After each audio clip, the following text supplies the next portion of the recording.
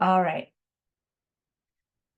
All right. So as I said, my name is Kim Thorne and we are Project 10. We are the Transition Education Network. We are an IDEA funded state project, formerly known as the Department of a discretionary project out of Bees. They recently changed our name.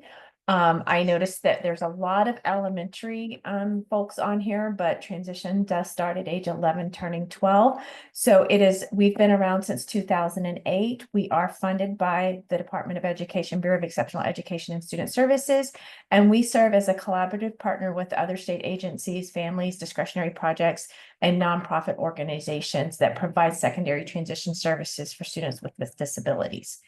Our mission is to assist Florida school districts. We work primarily directly with school districts and other relevant stakeholders in building that capacity so that we are having positive post-school outcomes for our students. And this is to improve their post-school academic, employment, and independent living and community participation.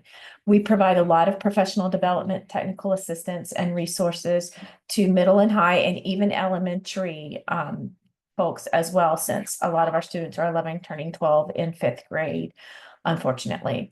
We do cover the whole state of Florida. We are only 6 in the trenches, so to speak. You can see the area in green. You see Osceola there in the middle. I go all the way up to Seminole, out to Polk, and down as far as Martin.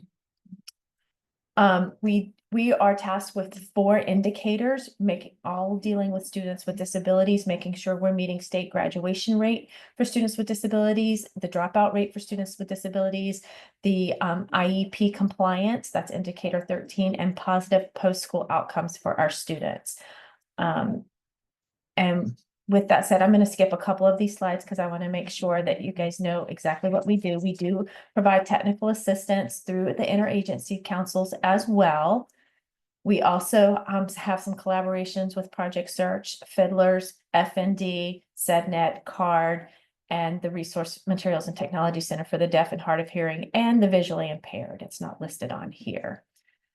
We work closely with Department of Education and Bees, the secondary transition specialist, who is Noel Wayland. She's new, and we have a lot of training, technical assistance, and publications to be disseminated to regarding state and national legislation, and this goes out to educators and families as well. Again, we provide a lot of training. We have a wonderful website, project10.info, where you can see all of our training lists as well as our publications. We have a lot of publications for students and families and educators on all things transition. There's even an online course available through the Bees portal for those of you that need certification points. We have a wonderful website with a plethora of information. And we also have what we have called topical briefs, and they come out mostly every other month. Every once in a while we get one every month, but you can sign up and it has all kinds of information on just different topics of what's happening in the state as far as legislation and that sort of thing. Just to let you guys know, I work closely with Christy as well as Jesse and Susan Simo and Brittany at the district level. And I am actually providing training. I'm going to go ahead and give a plug, Christy.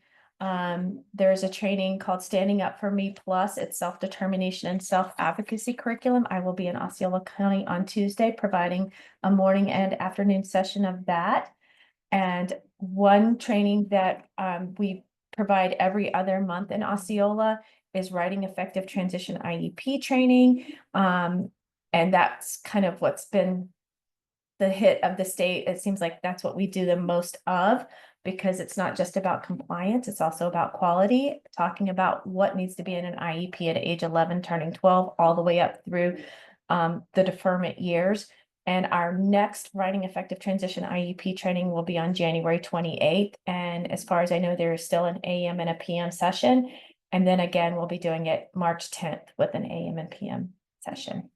Any questions on what Project 10 does? We do a lot of training.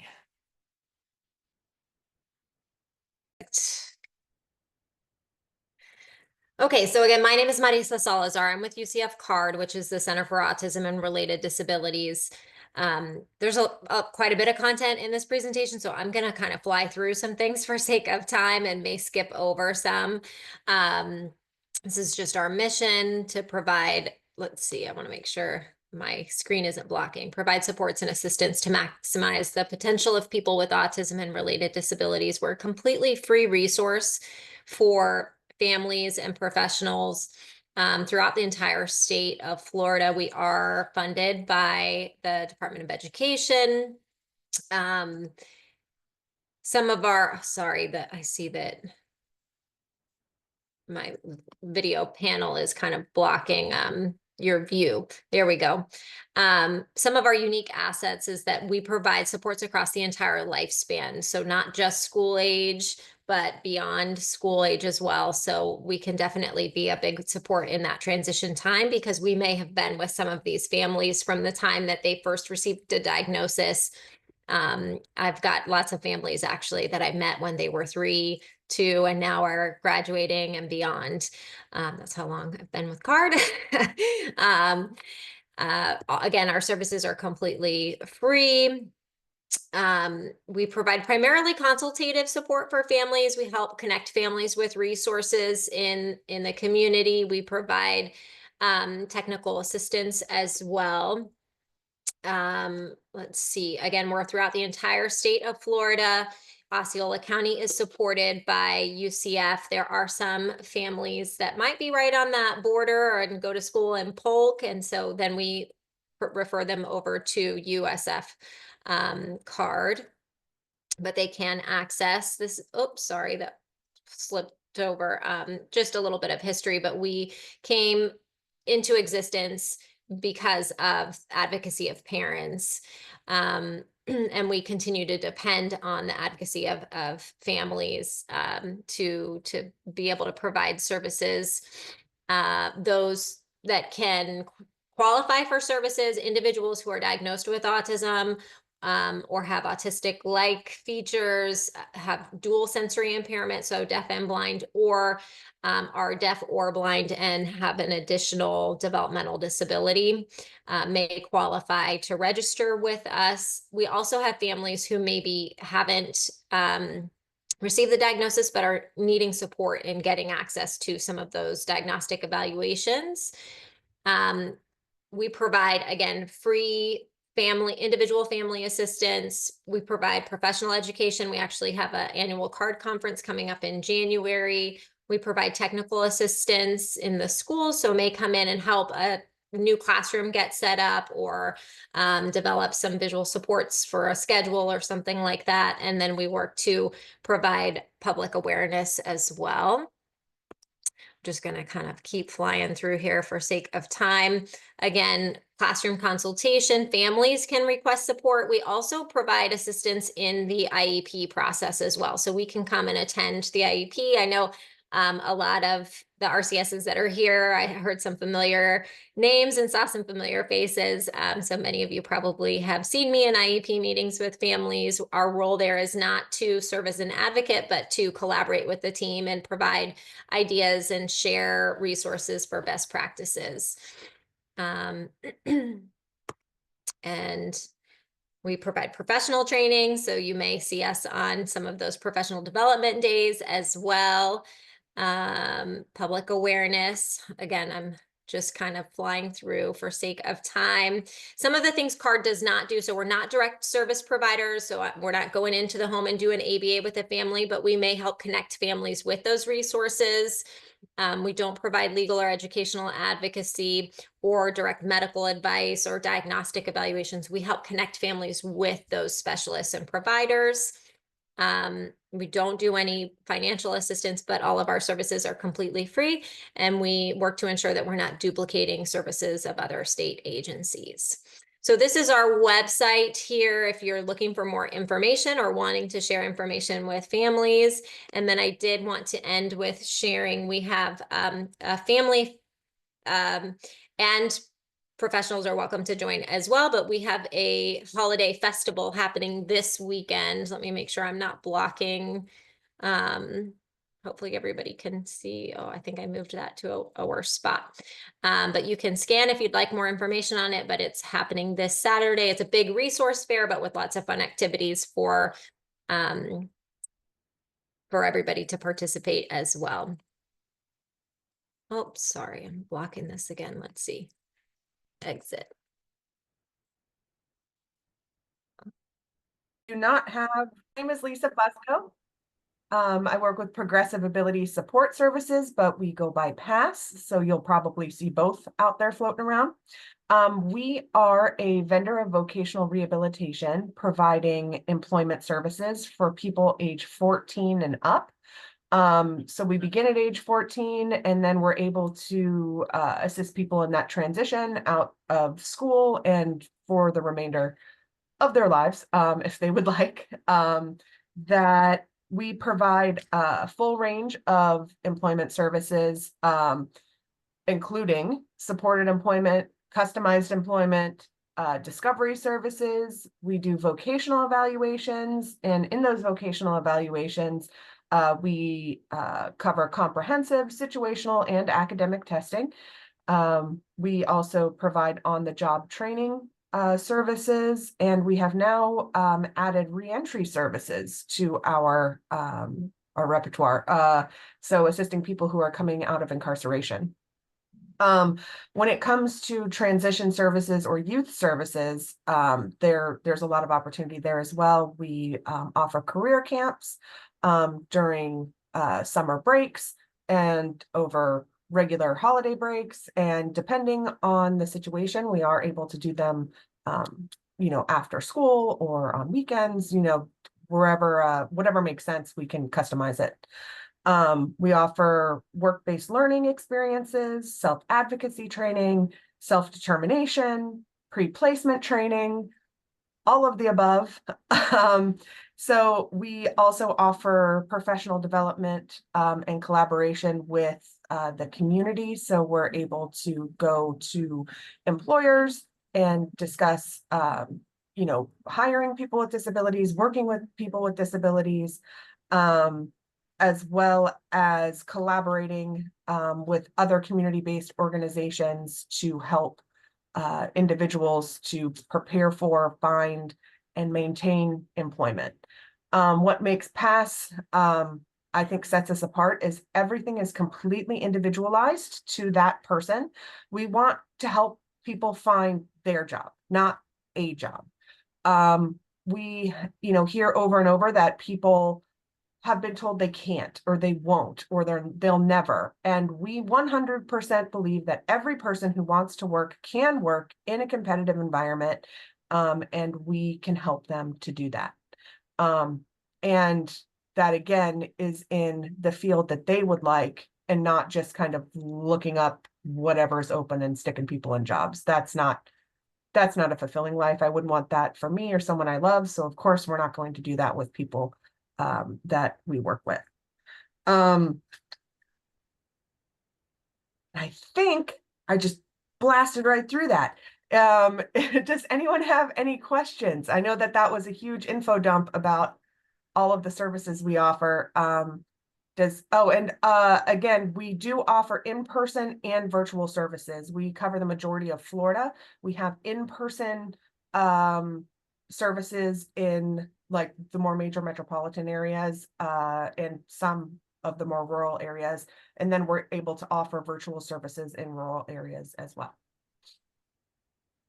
And if anybody would like to put together a class or anything like that, we customize our courses and the timing of them with the group that we're working with. So yeah, we're able to meet people where they're at, meet people's needs.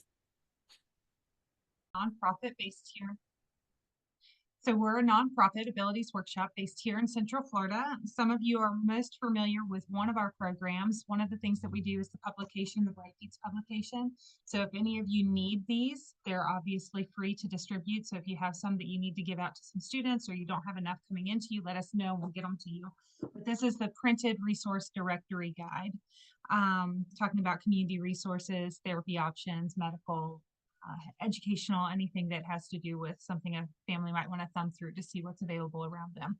But that's just one of our programs. Our other programs are different video library workshops that are virtual, meaning that we help families that are newly diagnosed. When they find that diagnosis, the landscape of all the things they need to learn is comprehensive and it's overwhelming. So we found that if we can tell them the different therapy options, medical insights, government benefits, if we can tell them what is on the field, then they can prioritize what it is they need to start with and not get whiplash every time they're in a waiting room saying, oh, wait, I'm supposed to do this. And oh, wait, I'm supposed to do that. If we introduce it to them all early. Like I said, it's really nice because it's a video library that is on their own time where they can watch each one of these presentations on their phone. They can watch it in Car Circle. They can watch it at 2 o'clock in the morning, but we do mail them workbooks to go with it. So the opportunity for them to flip back and look at something is really easy without them having to find the right link or to go back to something that they have a struggle with finding. The beauty of it is that, so an early diagnosed family or a newly diagnosed family, I should say, that one is accessibility and it has 26 speakers. I'm telling you, it's a comprehensive program. Then we also have them for families that have been on the journey for a while, trying to help their kids catch up with their chronological age. That's developability.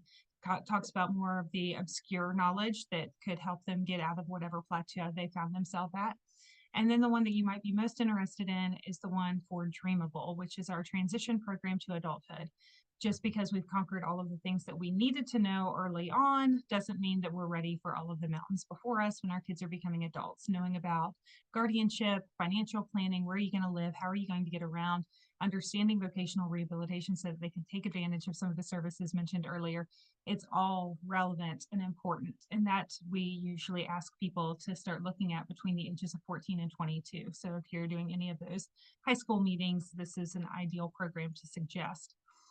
The programs do carry, now we do a lot of free programs, but the ones I just mentioned do have a retail price of $39. I tell that to you because it exists on the website and I don't want it to scare you. But if you know a family that can't afford the $39, tell them to fill out the scholarship form. I understand $39 sometimes needs to go to a copay. Fill out the scholarship form. It's very brief and we will send them the information at no cost. So don't let that deter you from utilizing some of the services. Beyond that, whether they're interested in a program or not, we want to be considered for their switchboard operator. We have the privilege to know so many people in the community. And if we don't have the answers, we oftentimes know the person who does know the answers. And so it's okay for somebody to call us and say, hey, I'm hung up on not being able to find this. Do you know where there's a place that offers this service? Do you know how I'm supposed to navigate through this insurance piece? Who should I call in order to treat us like that switchboard operator? We will get them the connection that they need. They do not have to do this alone. So, you know, I know we're all located here in Central Florida and I often feel like I'm stealing from Disney, but they really do have a friend in us. It's terrible to have to do all of these things by yourself. And it is easily overwhelming and isolating as it is. So let them know that they have an ally. That's what we're here to do. And we really do want to be their friend in this because it's challenging otherwise. So programs exist. There's a lot of free services on our website should anybody want to dive into any of those. But oftentimes I just ask, give us a call. If we can help, we want to help. And if they want that comprehensive answer, then we usually have the answer for that as well. All right, I think I stayed within my time frame. Maybe I'm helping. I'm going to share my screen so I can do the little presentation that I have. So give me a second. Okay. I'm not sure this is going to work. I'm going to share first and then hopefully it will work.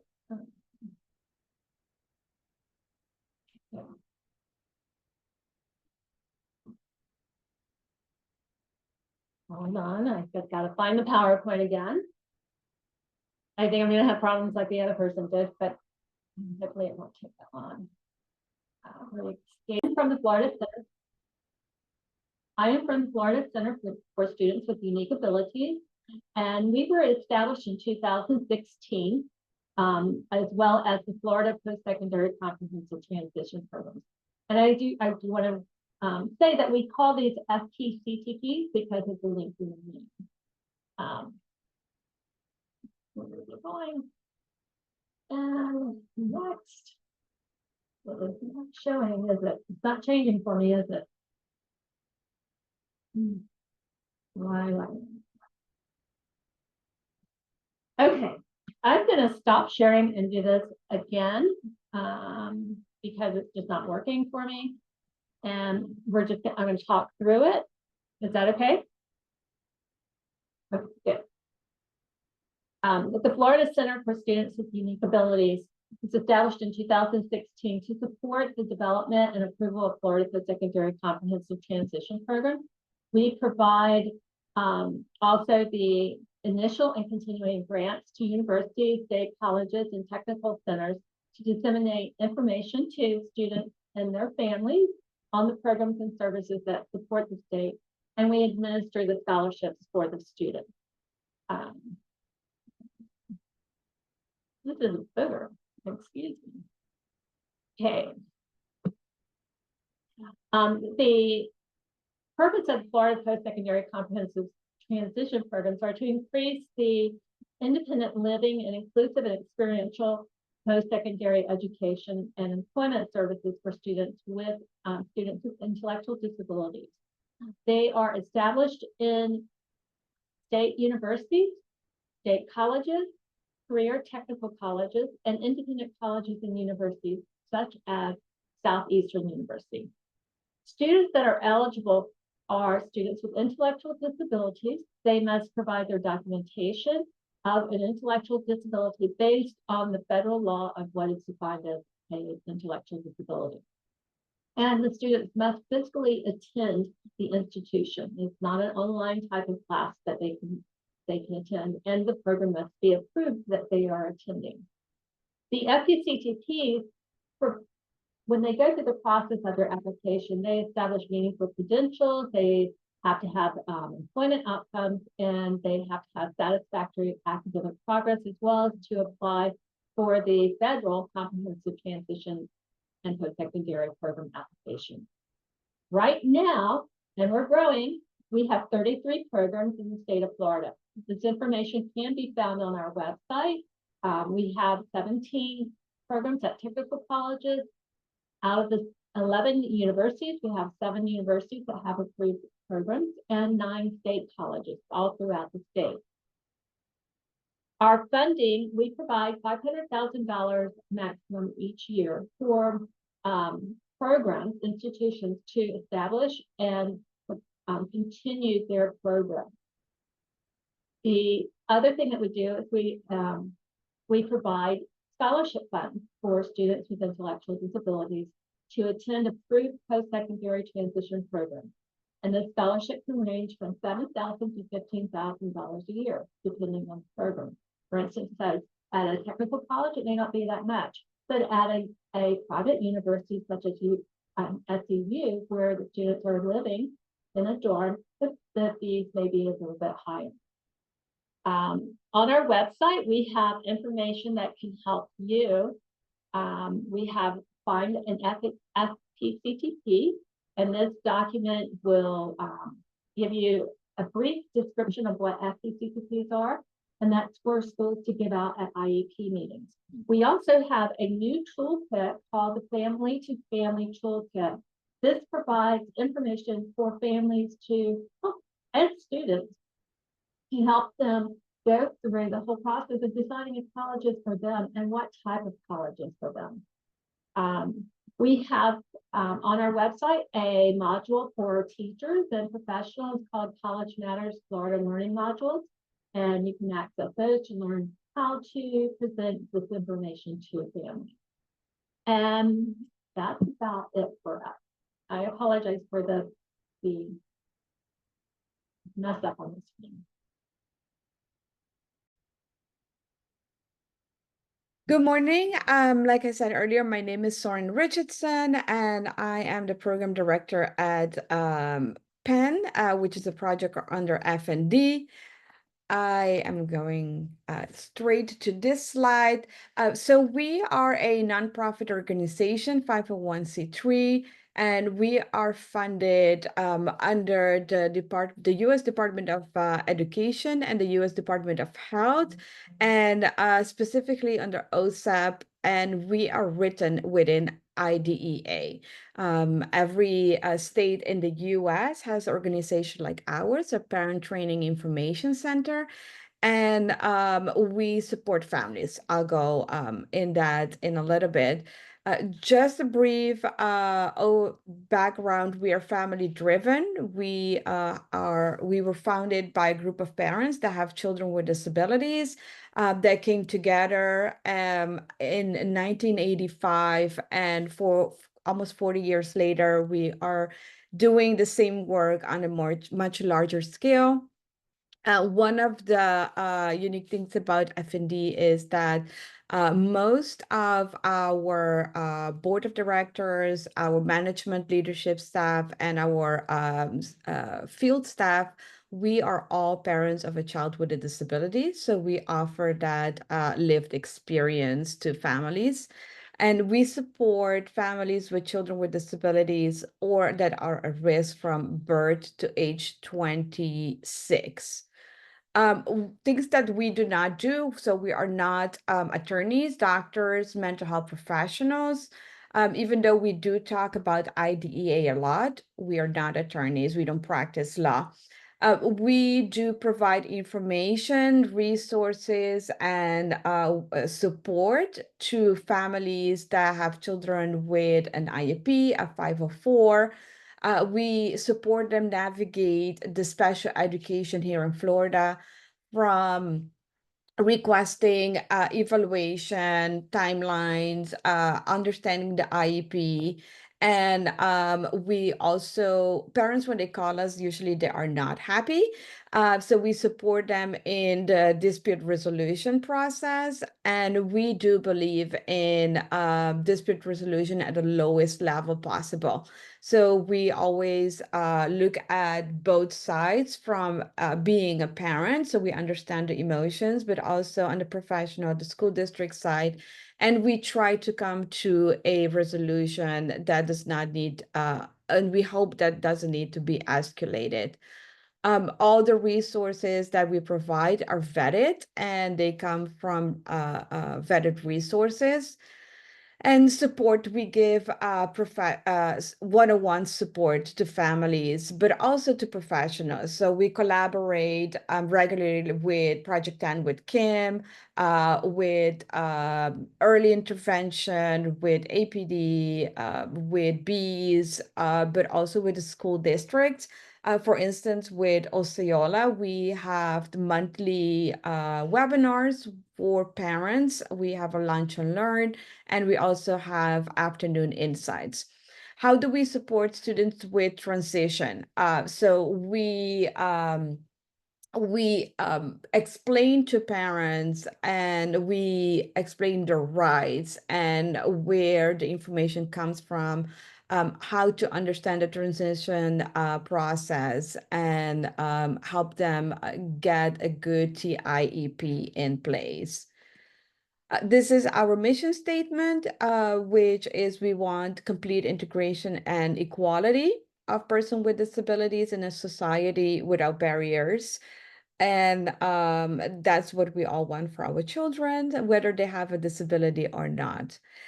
And real quick, here are the programs, and you can see how we are divided. So all state in the US, like I mentioned, have a PTI, a Parent Training Information Center. Florida being one of the biggest states, we have 3, and all 3 PTIs are housed under FND. We have Poppin that serve the northern part. We have PSN that's on the west central Florida, and Penn, which is my region. We serve 12 counties from Key West up to the East Coast, and in Central Florida, where we support Osceola as well. And then we have Family Star, which is our F2F, family to family program. They do similar work as the PTIs, but they primarily focus on students that have mental health challenges, but also medical complex needs. And this is like a better overview of how our region is divided. So when you have families that are doing IEP meetings and they need support to better understand or have resources, you can always refer them to us. One thing I wanted to show real quick on our website is I want to make sure, yeah, it changed. Here on the information hub, if you go to special education downloadable resources, here is where we have all our one-pagers, and they come directly from vetted sources on different topics. So what we have done is dissect the information into small pieces that are more parent-friendly to read. For instance, if we want to look at the basic steps of special education, when you click on it, it's going to open different one-pagers. And it will always have the source where it's coming from right here. So they can look for the information. One of the things that we also do, I'm gonna stop sharing, we organize conferences, virtual conferences, and in-person conferences. Like we have the early childhood, we have on transition, we have the Spanish digital conference that we do. Academic summit, we have done the last 2 years on guardianship and alternatives, because that is something that is really needed under the transition population. And that's about it on us. Any questions? My name is Sarah McKenney. I'm the school relations specialist for the ESC department with the school district of Osceola County. My role is ever changing, but most importantly, I act as a resource between parents and the department, as well as the department and schools. For those of you that are in attendance currently, I recently just sent out an email to all of you with a list of the parent trainings and workshops that we have scheduled currently for the remainder of this school year. I encourage you to share those with your parents. Some of them are virtual. As Ms. Richardson's mentioned, we have lunch and learns through F&D as well as the afternoon insights. Most of those are virtual and accessible through Zoom. There are a few that are going to be done in person. And we have also Fiddlers provide some training to us as well. If you see trainings on the list that was provided that you want more information about, please reach out to me. If you see something, or rather don't see something on the list that you would like to have presented for your parents, please also reach out. If you are in a school that would like to host an in-person training, please reach out to me as well. More than anything, I'm here just as a resource. If you should need anything, some of you will periodically get emails from me. I reach out to parents of students who are recently staffed with our department, just to make sure that they're aware that we're here as a resource, trying to be that first positive contact. It can be a little overwhelming, obviously, when you guys are having those meetings, and just touching base with them to see if they need anything, making sure again that they know that we're here as a support and a resource. But I'm here to help you as much as I possibly can. So let me know what I can do for you.